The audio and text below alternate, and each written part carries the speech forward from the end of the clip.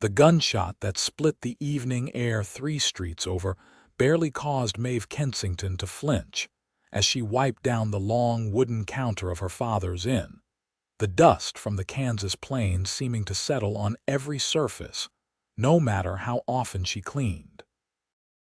It was September of 1874, and Wichita had grown from a rough cattle town into something approaching civilization, though the wildness still lurked in every saloon and gambling hall that lined Douglas Avenue. Her father, Patrick Kensington, had built the Traveler's Rest in 5 years prior, and it had become known throughout Kansas as a respectable establishment where a man could get a clean bed, a hot meal, and honest treatment, 3 things that were harder to find than gold in most frontier towns. Maeve was 22 years old, with auburn hair that caught the lamplight like copper wire and green eyes that held both intelligence and a carefully guarded wariness. She had learned young that being a woman in a town full of drovers, gamblers, and drifters meant keeping your wits sharp and your guard up. Her mother had died of fever when Maeve was 14, leaving her to help run the inn alongside her father, who had aged considerably in the 8 years since, his once dark hair now mostly gray, his shoulders slightly stooped from the weight of both grief and hard work. The evening rush had just begun, with the dining room filling up with the usual mix of travelers and locals seeking a better meal than what the rougher establishments offered.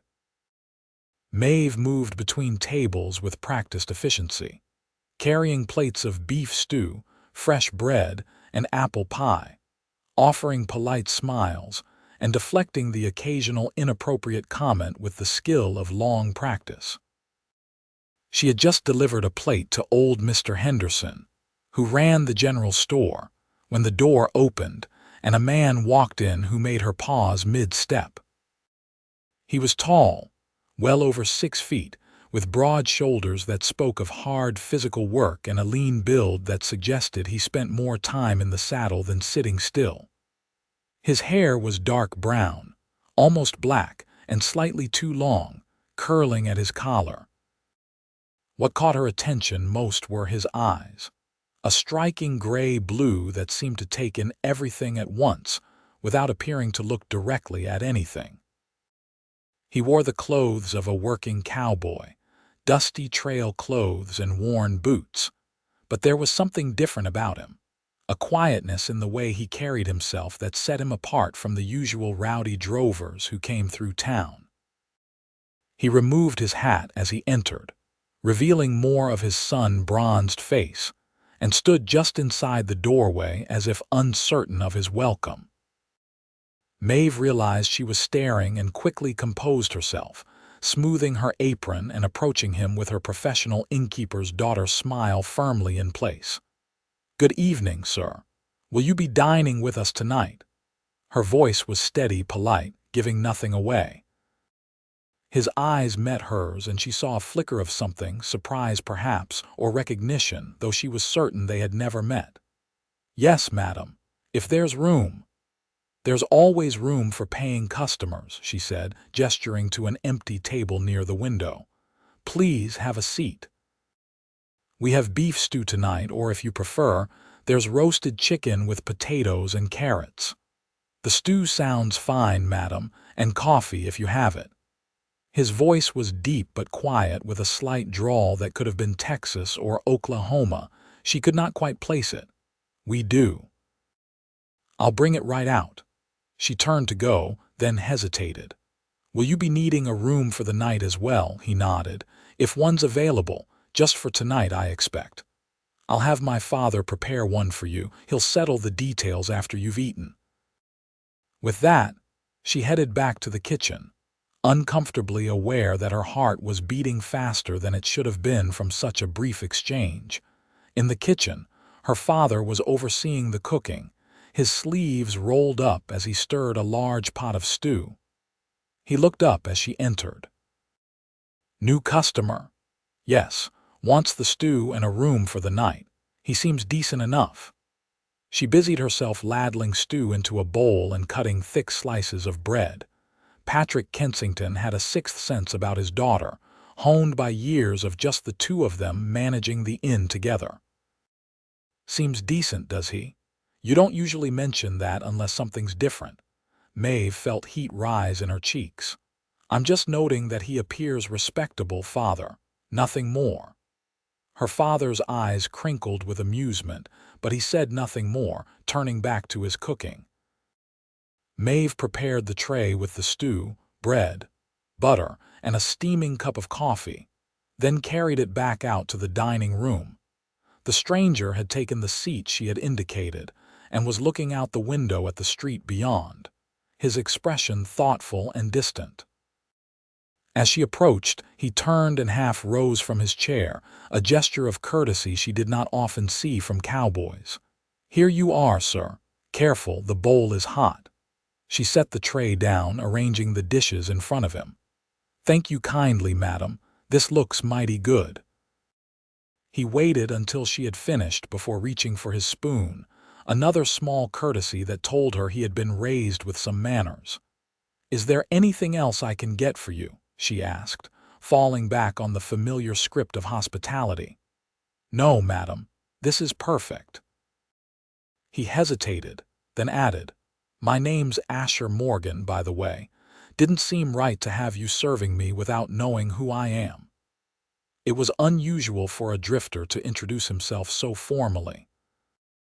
Most cowboys who passed through barely acknowledged her as a person, much less thought to give their names without being asked. "I'm Maeve Kensington. My father owns this inn. It's a fine establishment, Miss Kensington. You should be proud." His tone was sincere, not the false flattery she sometimes heard from men trying to charm their way into a discount or other favors. "Thank you, Mr. Morgan. We do our best." She found herself wanting to linger, to ask him where he was from and where he was headed, but other customers were signaling for her attention. "Please, enjoy your meal. I'll check on you in a bit." As she moved away to tend to other tables, she was acutely aware of his presence in the room, as if he had brought in some quality of stillness or focus that affected the very air. She told herself she was being ridiculous, that he was just another traveler passing through, one of hundreds who came and went through Wichita every month. Yet when she glanced in his direction while refilling Mr. Henderson's coffee, she found him watching her with those gray-blue eyes, and he did not look away when their gazes met, only nodded slightly as if acknowledging something unspoken between them. The dinner rush continued, keeping her busy enough that she could not afford to think too much about the stranger at the window table. She served meals, cleared dishes, fielded questions about rooms and prices, and dealt with a minor dispute between two drovers who had been drinking before they arrived and were growing belligerent. Her father came out from the kitchen to handle that situation, his imposing presence and no-nonsense attitude quickly subduing the troublemakers and sending them on their way.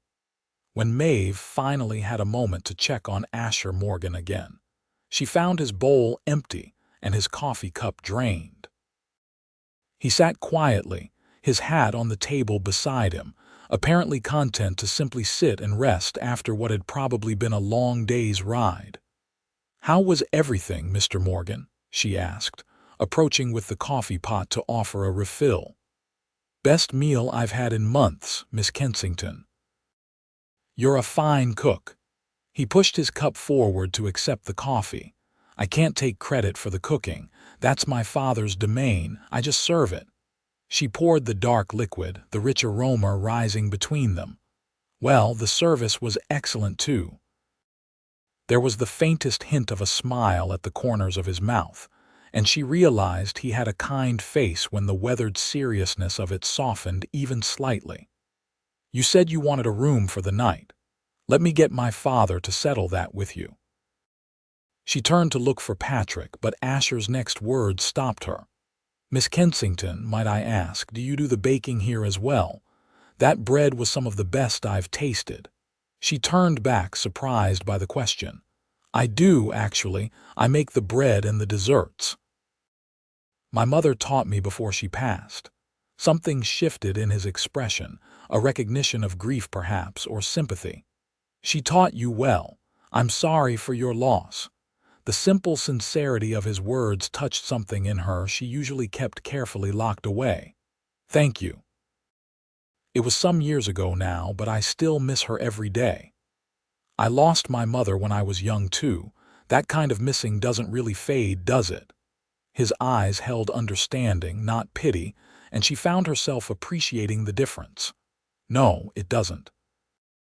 But we carry on, because that's what they would have wanted." She was saying more than she usually shared with strangers, and the realization made her step back slightly, retreating behind her professional demeanor. "Let me get my father for you about that room." Patrick came out and negotiated the room price with Asher, who paid without haggling, unusual enough in itself. Most travelers tried to talk down the price, especially this late in the cattle season when money was running short for many drovers. After her father showed him upstairs to his room, Maeve continued working, but her mind kept drifting to the quiet cowboy with the kind eyes and the understanding words about loss. The evening wound down gradually, the dining room emptying as customers finished their meals and either retired to their rooms or headed out into the night toward Wichita's less respectable entertainments. Maeve cleaned tables, swept the floor, and helped her father prepare for the next day, the familiar routine usually soothing in its predictability. Tonight, though, she felt restless, her thoughts circling back again and again to Asher Morgan. She told herself it was foolish. He was leaving tomorrow, just passing through like everyone else. Getting attached to travelers was a recipe for heartbreak, something she had learned to avoid years ago. Yet there had been something different about him, something in the way he spoke to her as if she were a person worthy of respect rather than just a servant to be ordered about. It was a small thing, but small things could matter greatly when you spent your days being overlooked or dismissed. Her father noticed her distraction as they locked up for the night. "You're quiet this evening. Something on your mind?" Maeve shook her head, not trusting herself to speak about Asher without revealing too much of what she was feeling. "Just tired, I suppose. It was a busy night." Patrick studied her face for a moment, then nodded, though she suspected he saw through her deflection. "Get some rest, daughter. Tomorrow will be busy too." She kissed his weathered cheek and headed upstairs to her small room on the third floor, passing the second-floor guest rooms on her way. She wondered which room was Asher's, then firmly pushed the thought away. She needed to sleep, not moon over a stranger who would be gone by morning, but sleep proved elusive. She lay in her narrow bed, listening to the sounds of the inn settling for the night, the creak of floorboards, the distant sounds of revelry from the saloons, the lonesome whistle of the late train pulling into the depot. Somewhere in the building, Asher Morgan was sleeping, or perhaps lying awake as she was, thinking thoughts she could not know. She must have eventually dozed off, because she woke to pre-dawn light filtering through her window and the sound of someone moving around downstairs. Her father was an early riser, usually up before dawn to start preparations for breakfast. Maeve dressed quickly in a simple gray dress and white apron, pinned up her hair, and headed downstairs to help. The kitchen was warm from the stove already heating, and her father was mixing batter for pancakes. "Morning, Maeve. Sleep well." "Well enough." "What can I do?" She washed her hands in the basin and began pulling out ingredients for biscuits, falling into the familiar rhythm of morning preparation. Guests began drifting down for breakfast over the next hour, and Maeve moved between the kitchen and dining room, serving plates of pancakes, bacon, eggs, and fresh biscuits with honey. She found herself watching the stairs, wondering if Asher would come down for breakfast or if he had already left without eating, eager to get an early start on whatever destination called him onward. She was refilling coffee cups when she heard boots on the stairs and looked up to see him descending, his hat in his hand, his dark hair slightly damp as if he had washed at the basin in his room. He wore the same clothes as yesterday, but they had been brushed clean of dust, and he had shaved, revealing the strong line of his jaw. "Good morning, Mr. Morgan," she said, her voice coming out steadier than she felt. "Will you have breakfast before you go?" "Good morning, Miss Kensington." "Yes, I'd be grateful for breakfast if it's not too much trouble." He took the same table he had occupied the night before, setting his hat on the chair beside him. "No trouble at all. We have pancakes, eggs, bacon, and biscuits this morning. Coffee or milk?" "All of that sounds fine, madam, and coffee, please." He offered her a slight smile that made her pulse quicken inexplicably. She brought him a plate heaped with food and a cup of coffee, then forced herself to attend to other guests rather than hovering near his table like some foolish girl. But she was aware of him with every fiber of her being, noticing when he ate, when he paused to look out the window, when he glanced her direction.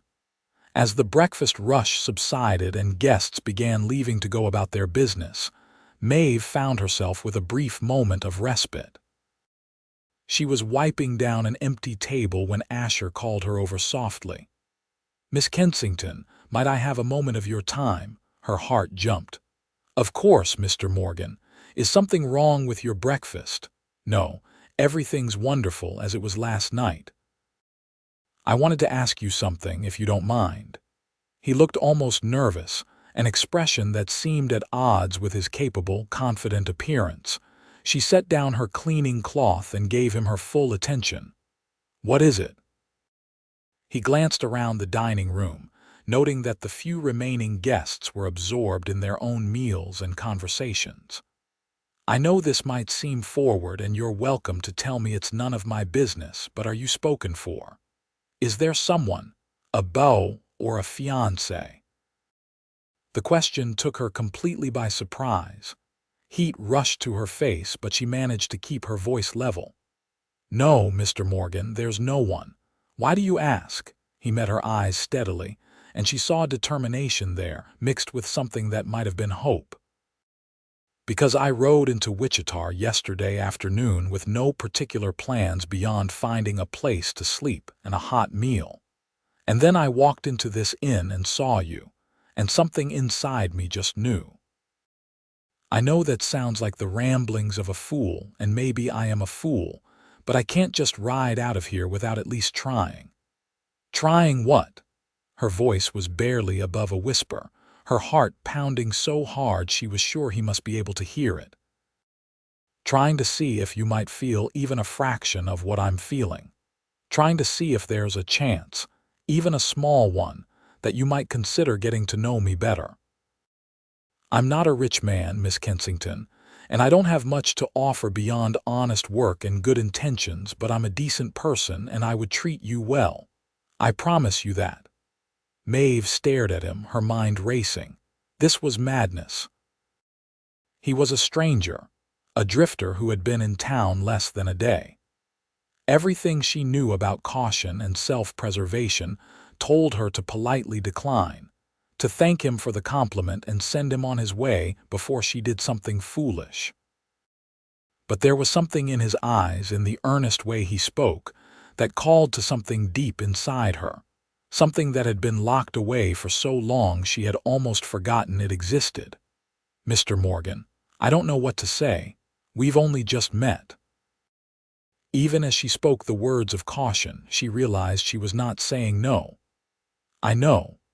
Believe me, I know how this sounds, but I've learned in life that some things you just know, and you have to have the courage to act on them before the moment passes." He reached into his vest pocket and pulled out a small leather pouch. "I need to settle my bill with your father, but I was thinking if you're not completely opposed to the idea, I could stay in Wichita for a while. Find work, give you time to get to know me proper." No pressure, no expectations, just a chance. She should say no. She should protect herself from the inevitable heartbreak when he either proved to be not who he seemed or simply moved on as travelers always did. But looking into his eyes, seeing the hope and the honesty there, she found herself wanting to take the risk. I can't make you any promises, Mr. Morgan, and my father is very protective. He would need to approve of you spending time around me. She was stalling, buying time to think, but also not closing the door completely. I would expect nothing less from a good father. I'd like to speak with him if you think he'd be willing to hear me out. Asher's expression was serious, respectful, showing he understood the gravity of what he was proposing. Let me get him. He's in the kitchen. Maeve turned and walked toward the kitchen on legs that felt strangely unsteady, her mind whirling with a mixture of hope and fear and disbelief at what was happening. Patrick was cleaning the large griddle when she entered. He took one look at her face and set down his scraping tool. "What's happened?" "The cowboy from last night, Mr. Morgan. He wants to speak with you. He wants permission to court me." The words tumbled out in a rush, and saying them aloud made the situation feel suddenly very real.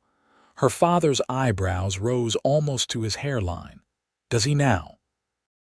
And what do you think about that?" "I don't know what to think, Father. I barely know him.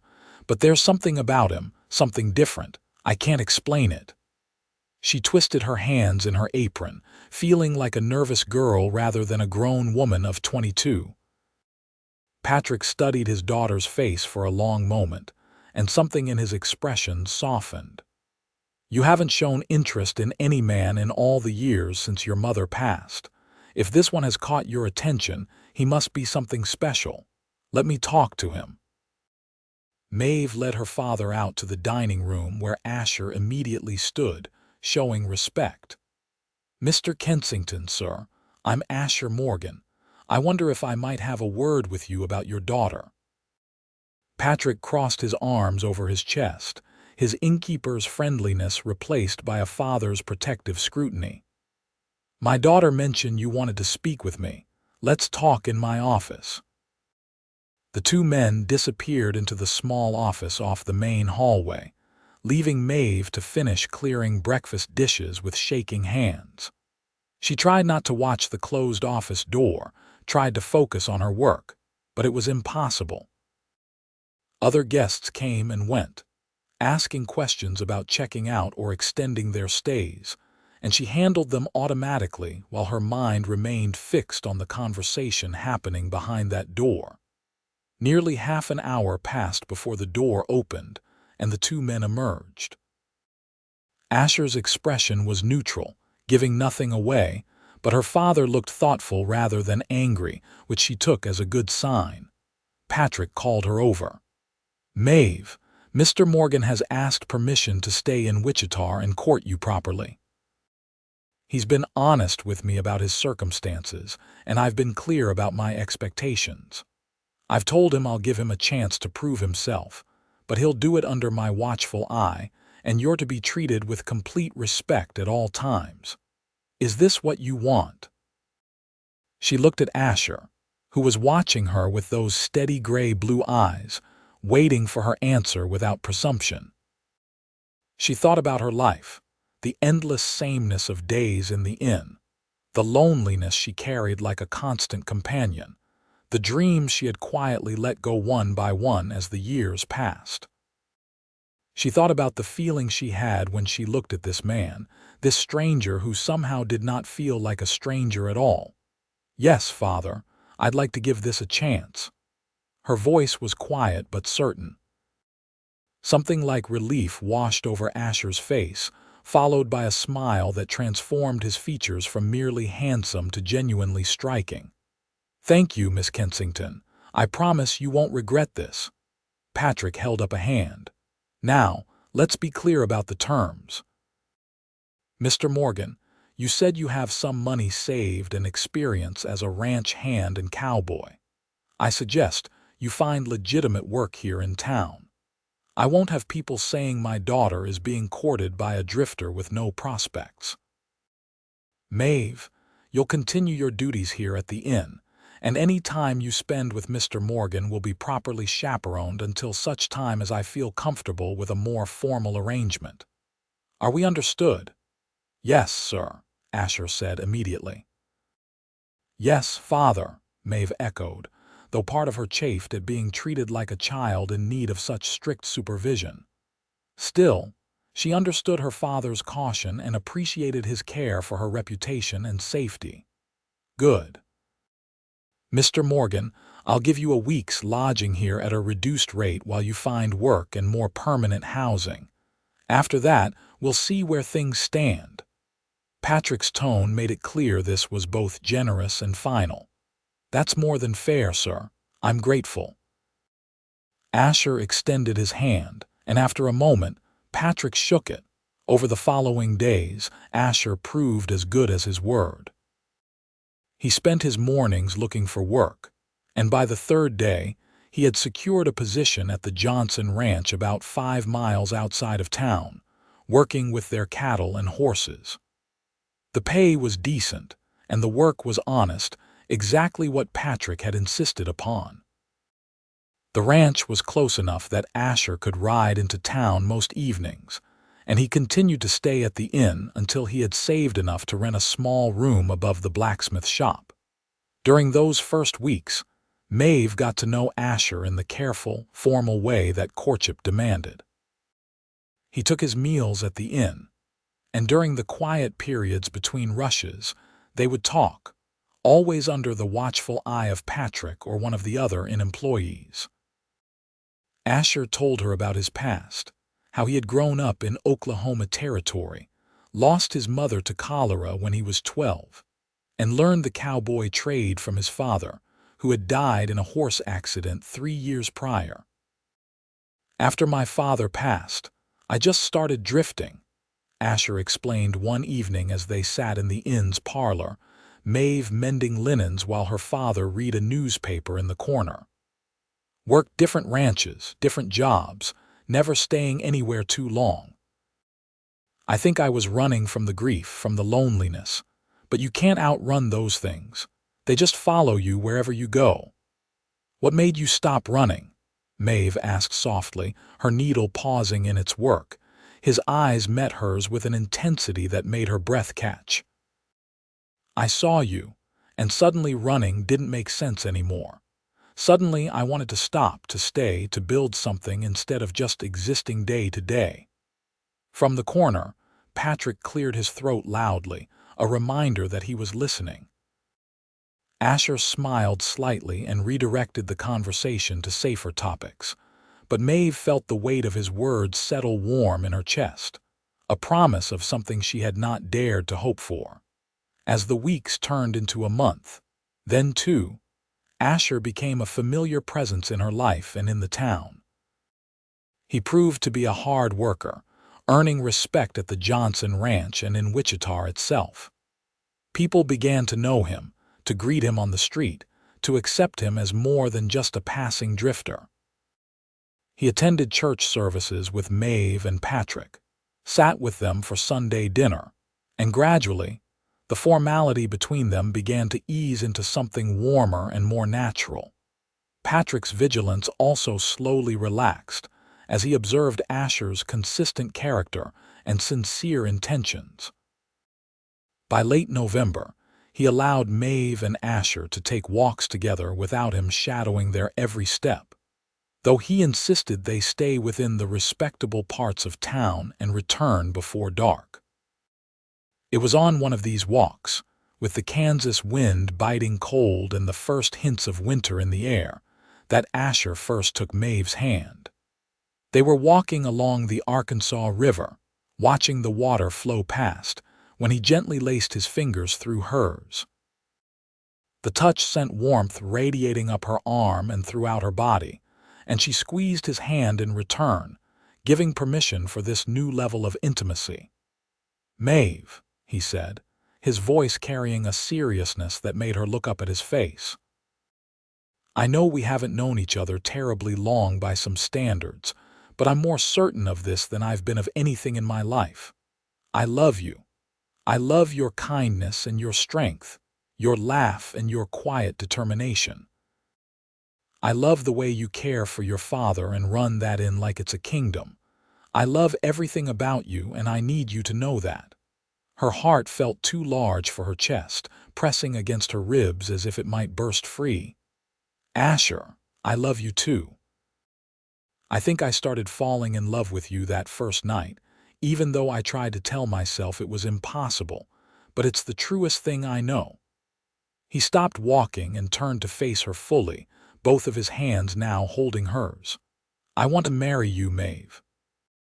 I want to build a life with you, have a home and children and grow old together. But I won't rush you. I know I should court you longer, prove myself further. I just need you to know what's in my heart." Tears pricked her eyes, but they were tears of joy, not sadness. "I want all of those things too. I want them with you." He pulled her closer, and for a moment she thought he might kiss her, but instead he rested his forehead against hers, his breath mingling with hers in the cold air. "Then we'll do this right. I'll speak to your father, get his blessing, save money for a proper ring and a home for us. However long it takes." "However long it takes," she echoed, though in her heart she knew she would marry him tomorrow if she could. Winter settled over Wichita with its usual harshness, bringing snow and ice that made travel difficult and slowed business at the inn. Asher continued working at the Johnson Ranch, though the work was different in winter, focused more on feeding cattle and mending equipment than the drives and brandings of the warmer months. He spent his evenings at the inn whenever weather permitted, and Maeve found herself living for those hours when they could sit by the fire and talk, play checkers, or simply exist in each other's presence. Christmas came, and Asher gave Maeve a beautiful shawl he had bought from the general store, soft wool in a deep green that matched her eyes. She gave him a scarf she had knitted herself, working on it secretly over many late nights. Patrick watched their exchange with a knowing smile and announced that he was pleased with how things were progressing, a statement that made both young people flush with happiness. In February of 1875, nearly 5 months after Asher had first walked into the inn, he formally asked Patrick for Maeve's hand in marriage. He had saved money, proven his work ethic and character, and won over not just Patrick but the entire community. Patrick gave his blessing readily, tears in his eyes as he embraced the young man who would become his son-in-law. The engagement was announced, and Maeve wore a simple gold band that Asher had purchased with money carefully saved from his wages. It was not an elaborate ring, but to Maeve it was more precious than diamonds because it represented Asher's dedication and sacrifice, his commitment to building a future together. They planned to marry in April, when the weather would be better, and the church would be filled with spring flowers. Maeve threw herself into preparations, sewing her own wedding dress from beautiful cream-colored fabric her father bought as an engagement present. The whole town seemed caught up in the romance of it, the story of the cowboy and the innkeeper's daughter having spread and grown in the telling until it had taken on an almost legendary quality. But beneath the happiness and excitement, Maeve sometimes felt a flutter of nervousness. What if marriage was not what she expected?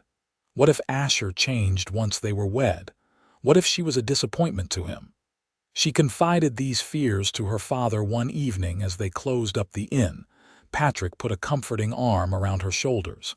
"Every bride has doubts, daughter.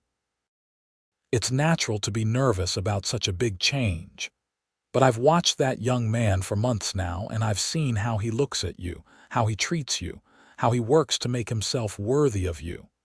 He's a good man, Maeve, the kind your mother would have approved of. Trust your heart." His words gave her comfort, but it was Asher himself who dispelled her doubts entirely. One evening in early March, as they sat in the inn's parlor, he took her hands and spoke with quiet intensity. "Maeve, I know you must be nervous about the wedding, about what comes after. I want you to know that I understand this is a big step, and I'll be patient with you in all things. My job as your husband will be to love you, protect you, and partner with you in building our life together. I don't expect perfection from you, and I hope you won't expect it from me. We'll make mistakes, both of us, but we'll figure it out together. Does that make sense?" His understanding, his willingness to acknowledge the challenges ahead rather than pretending everything would be effortlessly perfect, touched her deeply. "It makes perfect sense. Thank you for saying that. Thank you for being so patient and kind with me.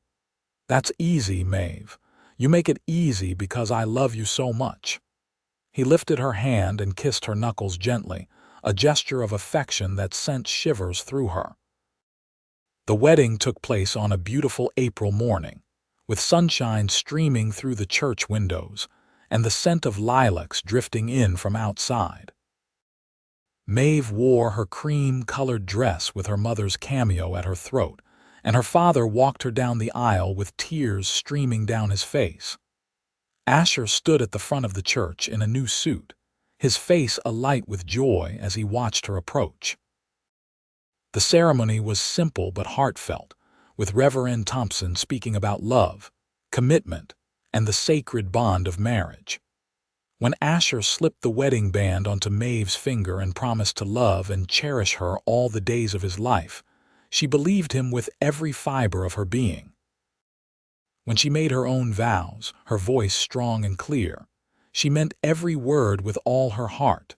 Their first kiss as husband and wife was sweet and tender, full of promise for the future ahead. The congregation erupted in applause, and Maeve found herself laughing with pure joy as Asher tucked her hand into the crook of his arm and led her back down the aisle, officially starting their new life together. The reception was held at the inn, with Patrick having prepared a feast and half the town turning out to celebrate.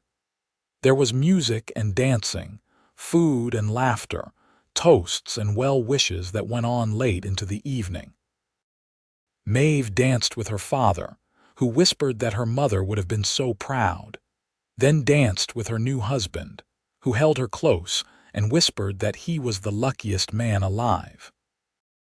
They had rented a small house on the edge of town, nothing fancy but clean and sound, with 2 bedrooms, a kitchen, and a parlor. Asher had furnished it simply with items bought or built himself, and when he carried Maeve over the threshold that night, she looked around at the modest space and saw not what it was but what it would become. A home filled with love and laughter, the foundation of their future together. Their wedding night was tender and awkward and ultimately beautiful, both of them nervous but committed to patience and gentleness with each other. Asher was careful with her, attentive to her comfort, and Maeve felt cherished in a way she had never experienced before. They fell asleep in each other's arms, and Maeve thought that this feeling of safety and love and belonging, was worth every moment of loneliness she had endured before Asher walked into her life. Married life suited them both. Maeve continued to help at the inn during the days, not wanting to leave her father to manage alone, while Asher worked at the Johnson Ranch. Their evenings were spent together in their small house, cooking dinner, tending their tiny garden, talking about their days and their dreams. They attended church on Sundays, had dinner with Patrick, and gradually became woven into the fabric of the community as a couple. Months passed in peaceful contentment, and then in the autumn, Maeve discovered she was carrying their first child.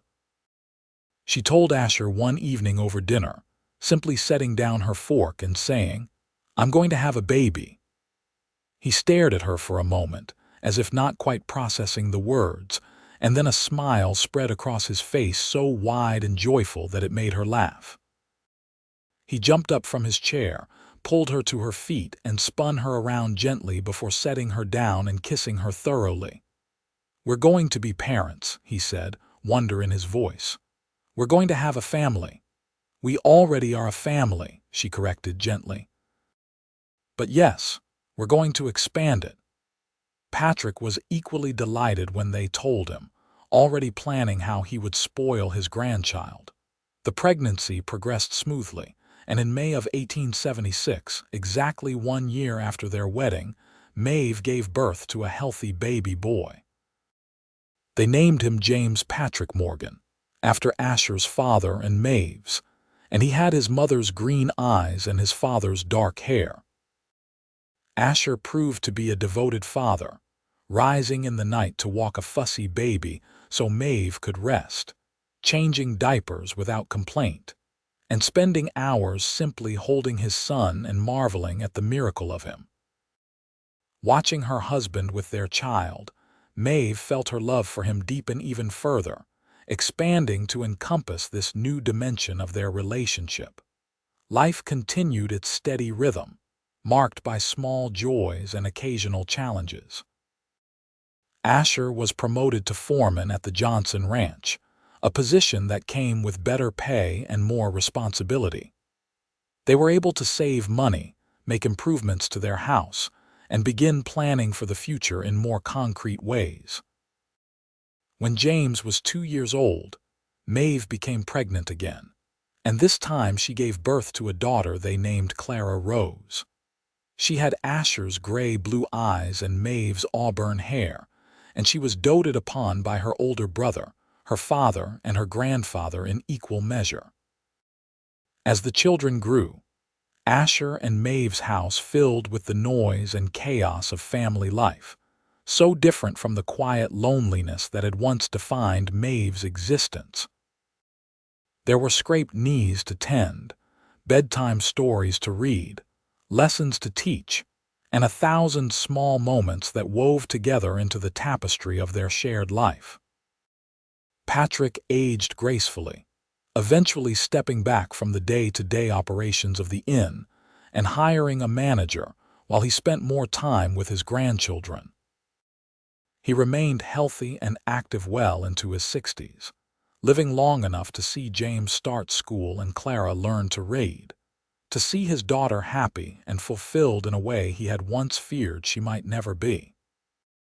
On quiet evenings, when the children were asleep and Asher and Maeve sat together on their front porch watching the sunset, they sometimes talked about that first day, the improbable series of events that had brought them together. "Do you ever wonder what would have happened if you had chosen a different in that night?" Maeve asked once, her head resting on Asher's shoulder. "No," he said simply, "because I don't believe it was chance. I think I was meant to walk through that door, meant to see you serving supper, meant to fall in love with you right then and there. Some things are just destiny, Maeve." She smiled and laced her fingers through his, the gesture as natural now as breathing. "I'm glad it was destiny. I'm glad you had the courage to leave that proposal with the payment, to risk rejection and stay in Wichita instead of riding on. Best decision I ever made," he murmured, kissing the top of her head. "Everything good in my life started that day." They sat in comfortable silence, watching the Kansas sky turn shades of orange and pink and purple, the same sky that had witnessed their first meeting and now watched over their family. The life they had built together was not always easy, but it was rich with meaning and purpose, filled with love that had grown deeper and stronger with each passing year. Years continued to flow by like the Arkansas River that ran through Wichita, steady and constant. James grew into a responsible young man who shared his father's quiet strength and his mother's kindness. He showed an aptitude for working with horses and eventually joined Asher at the Johnson Ranch, the two of them working side by side and building a relationship that went beyond father and son to genuine friendship. Clara inherited her mother's culinary skills and her father's determination, and by the time she was 12, she was already helping her grandfather at the inn, learning the hospitality trade just as her mother had. She had a bright, inquisitive mind and a generous spirit that won her friends throughout the town. When Patrick Kensington passed away peacefully in his sleep at the age of 68, the entire town mourned him. He had been a fixture in Wichita for over 2 decades, and his inn had welcomed countless travelers and become a symbol of honest, decent business in a sometimes rough frontier town. Maeve grieved deeply for her father, but she took comfort in knowing he had lived to see her happy, had known his grandchildren, and had died peacefully rather than violently, a blessing not every man in Kansas could claim. The inn passed to Maeve, who found herself torn between the practical demands of running the business and her responsibilities to her own family. After much discussion, she and Asher decided to promote the manager her father had hired to full partnership, allowing the inn to continue operating successfully, while Maeve took a less active daily role. It was the right decision, honoring her father's legacy while allowing her to focus on her own family's needs. By the time Maeve turned 35, Wichita had transformed from a rough cattle town into a proper city, with schools, churches, proper streets, and even an opera house. The wild days were fading into memory and legend, replaced by a more civilized society. Yet the spirit of the frontier remained in the people who had built the town, the resilience and independence that had allowed them to thrive in a hard land. Asher, now 37, had been promoted to manager of the Johnson Ranch and had saved enough money to invest in some land of their own. He and Maeve talked about eventually starting their own ranch, passing something substantial on to their children and any grandchildren who might come along.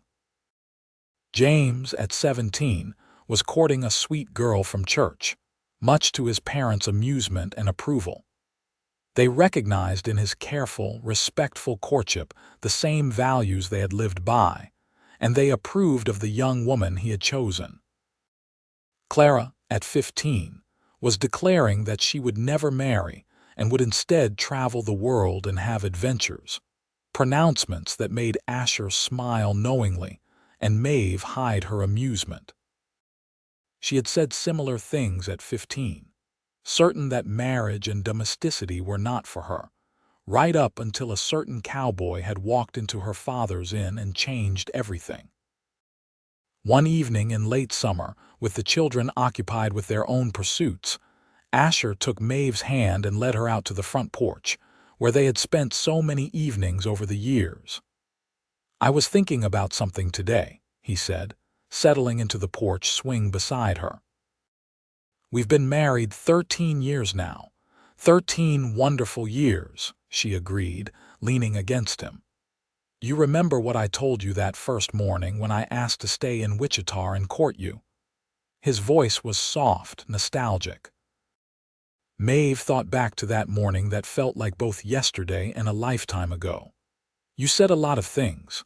Which part do you mean?" "I told you I didn't have much to offer beyond honest work and good intentions. I said I would treat you well." He turned to look at her, his gray-blue eyes still as capable of making her heart race as they had been that first day. "I hope I've kept that promise. I hope you've been happy, Maeve." She reached up and cupped his face in her hand, feeling the familiar contours, the few lines that time had etched there, the stubble of his evening beard. "Asher Morgan, you have given me everything I could have ever wanted and so much more than I ever dared to dream. You've given me love, respect, partnership, children, a beautiful life. You've kept every promise you ever made and then some. I am happy beyond measure." He turned his face to kiss her palm, then pulled her close.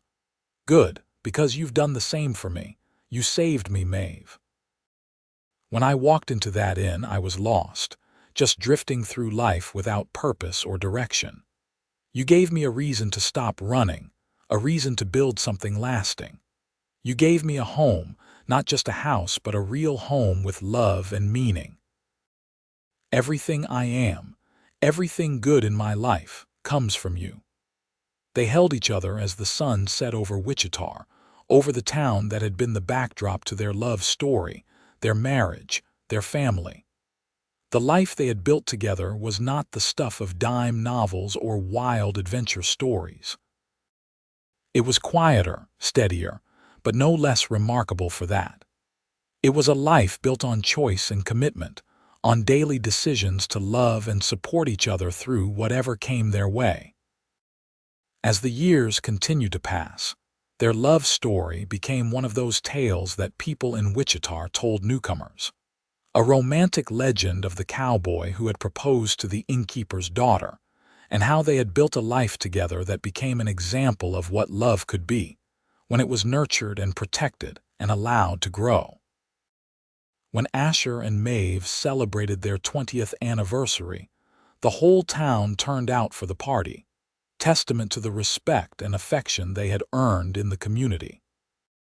James brought his own wife, a young woman named Sarah who had given Asher and Maeve their first grandchild, a little girl named Lily. Clara, now 20, had set aside her talk of adventure and had fallen in love with a young lawyer who treated her with the same respect and adoration that Asher had always shown Maeve.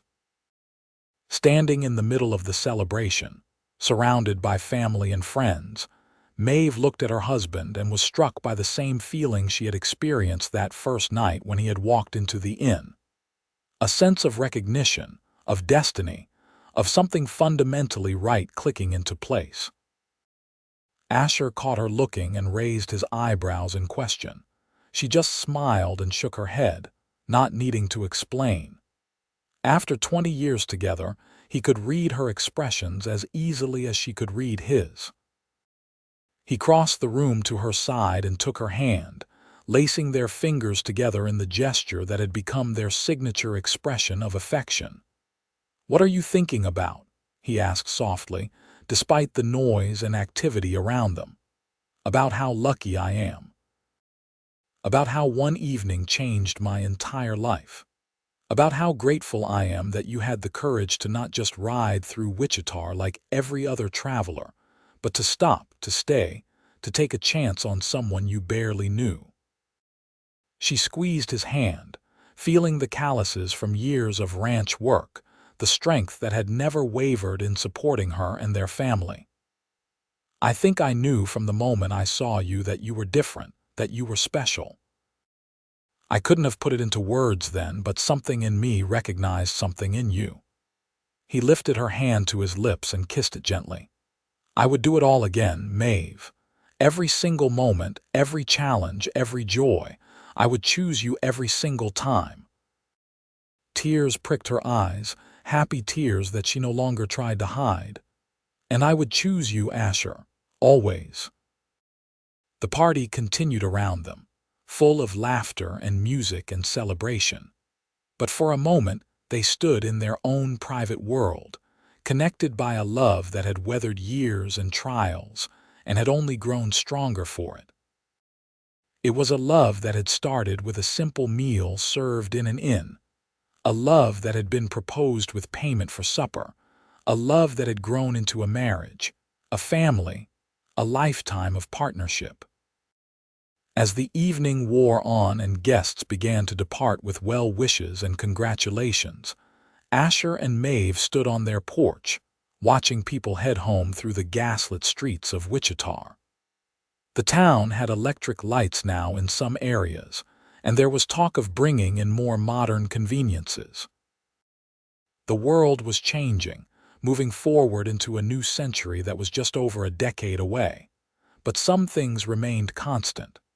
Love, family, commitment, the bonds that tied people together and gave life meaning. These things were timeless, unchanged by progress or technology or the passage of years. Years continued their steady march, bringing changes both expected and surprising. James and Sarah gave them 3 more grandchildren, adding to the family gatherings that became louder and more chaotic with each addition. Clara married her lawyer, a good man named Thomas, and they settled in Wichita, where Thomas opened a practice, and Clara used her business sense to help manage it while also staying involved with the inn that had been her grandfather's pride and joy. Asher and Maeve eventually purchased land and started a small ranch of their own, though Asher maintained his connection to the Johnson Ranch, which had been such an important part of their early years together.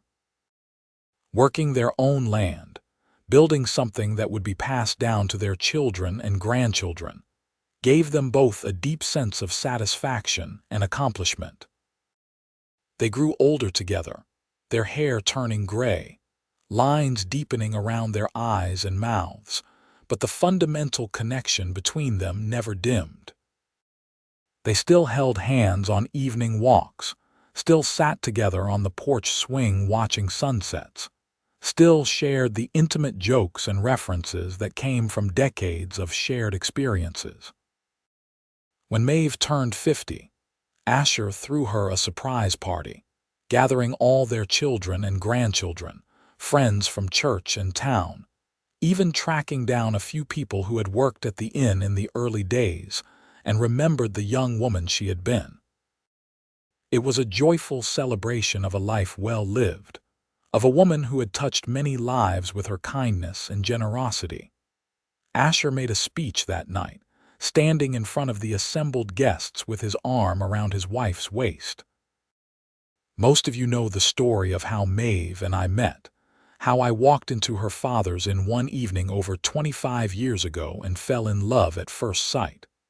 What you might not know is that every single day since then, I have fallen in love with her again. Every morning when I wake up beside her, every evening when we sit together, every challenge we face and overcome together, I fall in love with her all over again. She is my partner, my best friend, the mother of my children and the love of my life.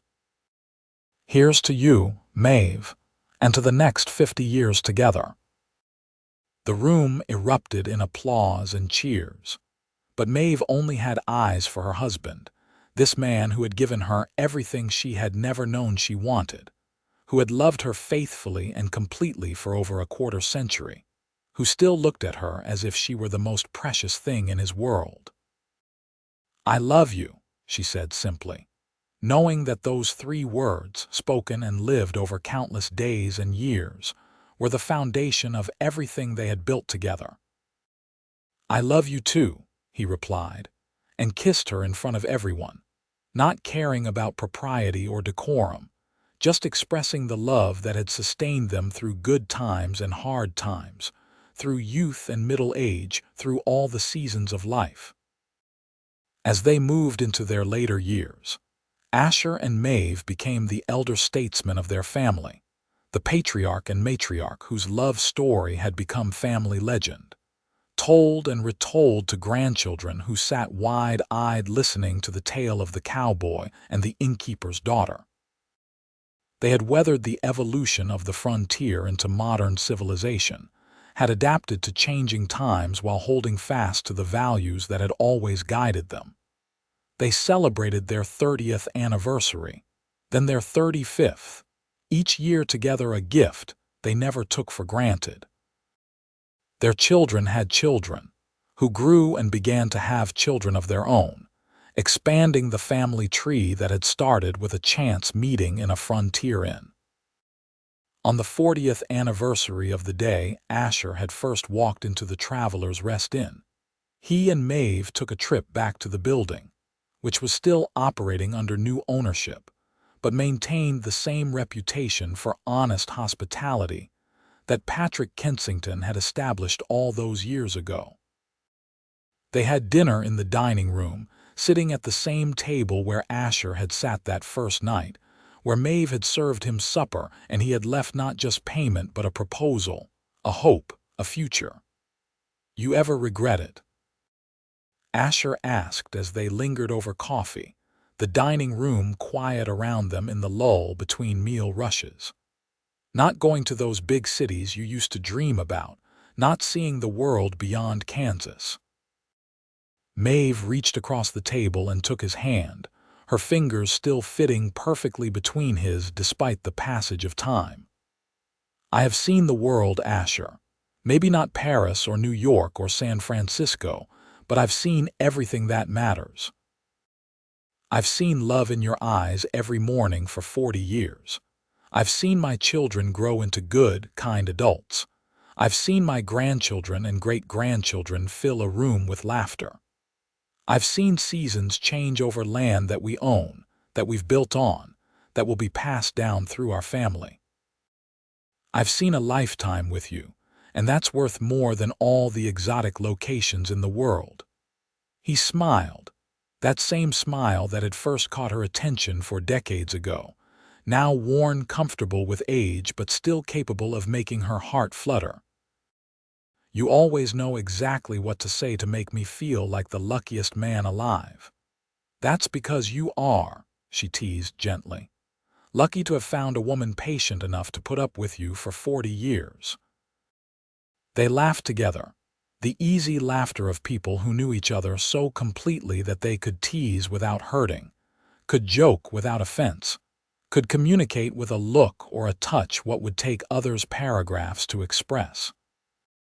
As they left the inn that night, walking hand in hand down the now well-lit streets of modern Wichita, they passed the spot where they had taken their first walk together, where Asher had first held her hand and declared his love. The buildings had changed, the streets had been paved, electric lights had replaced gas lamps, but the memories remained vivid and precious. "Thank you," Asher said quietly as they walked. "For what?" Maeve asked, though she thought she knew. "For saying yes. For taking a chance on a drifter cowboy with nothing but honest intentions and a heart full of love. For building this life with me. For every day, every moment, every memory we've created together." His voice carried the weight of emotion, of gratitude too deep for simple words. "Thank you for having the courage to ask," she replied. "Thank you for seeing me, really seeing me when I felt invisible. Thank you for loving me well, for being a true partner, for giving me a life beyond anything I could have imagined for myself." They continued their walk through the streets of Wichita.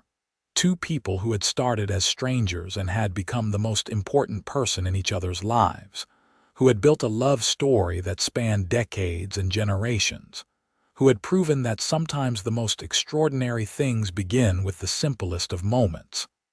A cowboy walking into an inn, a daughter serving him supper, and a proposal left with the payment that changed everything forever.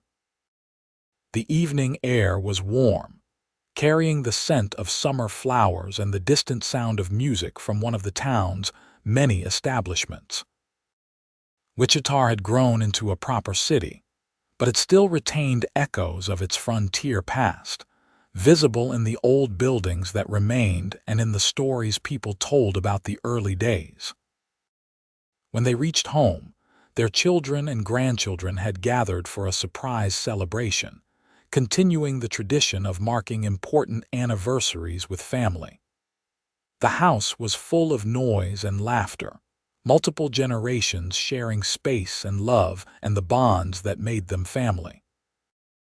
Asher and Maeve stood in the doorway, taking in the scene before them. James with his gray, streaked hair bouncing a great-grandchild on his knee. Clara directing the younger generation in setting up tables for food. Spouses and in-laws and adopted family members all contributing to the joyful chaos. "We did good," Asher murmured, his arm around Maeve's shoulders. "We did very good," she agreed, leaning into his embrace. "Look at all this love, all this life that came from that one decision to take a chance on each other." They joined the celebration, surrounded by the evidence of a life well lived and a love well nurtured. Stories were told, many of them about Asher and Maeve's courtship and early years, each telling adding slightly to the legend while keeping the essential truth intact. That they had found each other against all odds and had built something lasting and beautiful from that finding. As the evening drew to a close and family members began heading home, tired children carried to wagons and automobiles, the new mixing with the old in ways that symbolized the changing times, Asher and Maeve sat together on their porch swing, a piece of furniture that had been with them through multiple homes and countless evenings. 40 years, Maeve said softly, watching the last of their family depart with waves and called good nights. It seems like both forever and no time at all. I know what you mean. Some days feel like they last a year, but the years themselves fly by. Asher set the swing rocking gently, the familiar creak of the chains a soothing sound in the quiet night. If I had 40 more years with you, it still wouldn't be enough. She turned to look at him, this man she had loved for so long, whose face was as familiar to her as her own, whose presence was as necessary as air. Then we will just have to make the most of whatever time we have, just as we always have. Always, he agreed, and pulled her close, the two of them rocking gently as the stars came out overhead and the night settled peacefully around them. Time, of course, continued its relentless forward motion, bringing both joys and sorrows as it always did. They lost friends to age and illness, watched the world change in ways both wonderful and concerning, adapted to new technologies and social shifts that sometimes felt overwhelming in their speed and scope. But through it all, they had each other. When Asher developed a persistent cough one winter, Maeve nursed him back to health with the same devoted care she had shown their children through childhood illnesses. When Maeve fell and broke her wrist, Asher took over her usual tasks without complaint, proving that partnership meant carrying each other when necessary. They celebrated their 45th anniversary quietly, just the two of them and their immediate children and grandchildren, a smaller gathering than some of the bigger celebrations, but no less meaningful. Asher had slowed down, finally retiring from active ranch work and turning over most of the operations to James and his sons, but his mind remained sharp and his love for Maeve undiminished. On their 50th anniversary, the entire town of Wichita seemed to celebrate with them. The mayor declared it Asher and Maeve Morgan Day, and there was a formal celebration at the town hall with speeches and presentations, and an official proclamation honoring their enduring marriage and contributions to the community. Standing before the crowd, Asher and Maeve held hands as they had for 5 decades, presenting a picture of enduring love that moved many in the audience to tears. When asked to speak, Asher kept it simple. 50 years ago, I walked into an inn looking for a meal and a bed, and I found my whole future. I found the woman I would love for the rest of my life, who would be my partner in building a family, a home, a legacy. The secret to a long and happy marriage isn't really a secret at all. Choose someone you respect as much as you love, treat them with kindness even when you disagree, and never stop choosing them, every single day. Maeve, thank you for choosing me every day for 50 years. I love you more now than I did that first day, and I'll love you more tomorrow than I do today. There was not a dry eye in the hall when he finished, and Maeve had to wipe away tears before she could speak. I was 22 years old, working in my father's inn when a cowboy walked through the door and changed my life forever. I didn't know then that I was looking at my future, at the man who would be my husband, the father of my children, my partner through everything life would bring. But some part of me recognized him even then, recognized that he was different, that he was special. These 50 years have brought challenges and changes, losses and victories, but through it all, Asher has been my constant, my anchor, my home. I love you, Asher Morgan, today and always. The celebration continued long into the evening, but eventually Asher and Maeve slipped away, returning to their own home and their own porch swing, where they had spent so many quiet evenings over the decades. 50 years, Maeve said, the same words she had said on their 40th anniversary, but weighted differently now with the passage of another decade. 50 years, and I would live them all again exactly the same, Asher replied. His health was more fragile now, and he tired more easily, but his love was as strong as ever. They rocked gently in the swing, watching the stars emerge in the darkening sky, comfortable in the silence that needed no words. After 50 years together, they had long since moved beyond the need for constant conversation, finding peace in simple presence. The years that followed their 50th anniversary were quieter, marked by health challenges and the natural slowing that came with advanced age. But their love remained a bright constant, a light that guided them through the dimming of their physical capabilities. When Asher fell seriously ill in the winter of his 77th year, Maeve never left his side, holding his hand through fevered nights and pain-filled days, just as he had held hers through their children's births and every other trial they had faced. Their children gathered, and the house filled with family offering support and help, but it was Maeve that Asher's eyes sought, Maeve's hand he held, Maeve's voice he wanted to hear. "Have I told you lately that I love you?" he asked one evening, his voice weak but his eyes clear. "Only about 100 times today," she replied, her throat tight with emotion she was trying to keep controlled. "But I never get tired of hearing it. Good. Because I need you to remember it every day for the rest of your life. I need you to know that loving you has been the greatest privilege and joy of my existence." He squeezed her hand with what strength he had. "Promise me you'll be happy, Maeve. Promise me you'll let our children and grandchildren take care of you, that you'll enjoy whatever time you have left." "Stop talking like you are leaving," she said, though she knew the truth in her heart. "You are going to get better. You are too stubborn to do anything else." He smiled faintly. "I'm stubborn enough to have held on this long because I couldn't bear to leave you.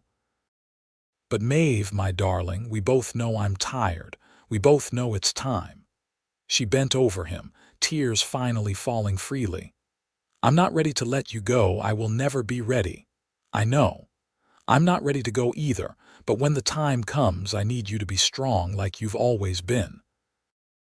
I need you to remember that I'm not really leaving you because I'll always be in your heart, just like you'll always be in mine." He lifted his hand, trembling with effort, and wiped away her tears. "Don't cry, my love. We've had 53 incredible years together. That's more than most people ever get. We should celebrate that, not mourn it." "I'll celebrate it for the rest of my life," she promised. "But I'm going to mourn you too, because losing you will leave a hole in my heart that nothing can fill." "Then fill it with memories," he whispered. "Fill it with our children and grandchildren and great-grandchildren. Fill it with the legacy we built together. That's how I'll live on, Maeve, through all of them and through you." He passed peacefully 3 days later, surrounded by family but holding Maeve's hand to the very end. His last words were for her, a whispered "I love you" that she would treasure for the rest of her days. The funeral was attended by hundreds of people whose lives Asher had touched over his decades in Wichita. He was remembered as a good man, a devoted husband and father, an honest worker, and a pillar of the community. But for Maeve, he was simply her Asher, the cowboy who had walked into her life and given her everything. The months after his death were the hardest of Maeve's life, harder even than losing her mother, because Asher had been such a fundamental part of who she was for so long. Everything reminded her of him. The empty place beside her in bed, the silent porch swing, the way sunlight fell through the kitchen window at breakfast time when they used to share coffee and plan their day. But she kept her promise to him. She let her children support her, accepted their invitations to dinners and family gatherings, found ways to stay engaged with life even though part of her wanted to simply give up and follow Asher wherever he had gone. She threw herself into being a grandmother and great-grandmother, finding joy in the younger generations and seeing pieces of Asher in their faces and mannerisms. She lived for another 5 years after Asher's death, years that were bittersweet, filled with both loneliness and love. She saw 2 more great-great-grandchildren born, saw Clara's eldest son graduate from university, saw the ranch that she and Asher had built continue to thrive under James's management. When her time finally came, it was gentle, a simple slowing down that led to her passing peacefully in her sleep, surrounded by photographs of her family and wearing the wedding ring that Asher had placed on her finger 58 years before. Her funeral was held in the same church where she and Asher had married, and she was buried beside him in the cemetery on the hill overlooking Wichita. The headstone was simple. Maeve Kensington Morgan, beloved wife, mother, grandmother. She served love with every supper. The love story of Asher and Maeve became one of those tales that families pass down through generations, a reminder that true love exists, that it can start with the simplest of moments and grow into something that lasts not just a lifetime but forever in the memories and legacy it leaves behind. Their great-great-grandchildren, growing up in a world of automobiles and telephones and electric everything, would hear the story of the cowboy who proposed to the innkeeper's daughter and would understand that some things never change. The power of love, the importance of family, the value of building a life with someone who sees you, values you, and chooses you every single day. And on quiet evenings in Wichita, when the wind blows across the Kansas plains and the sun sets in brilliant colors over the horizon, some people swear they can see 2 figures on an old porch swing, holding hands and rocking gently, eternally together in the place where they built their love and their life. A testament to the enduring power of a love that began with supper and a proposal and grew into something that would never truly end.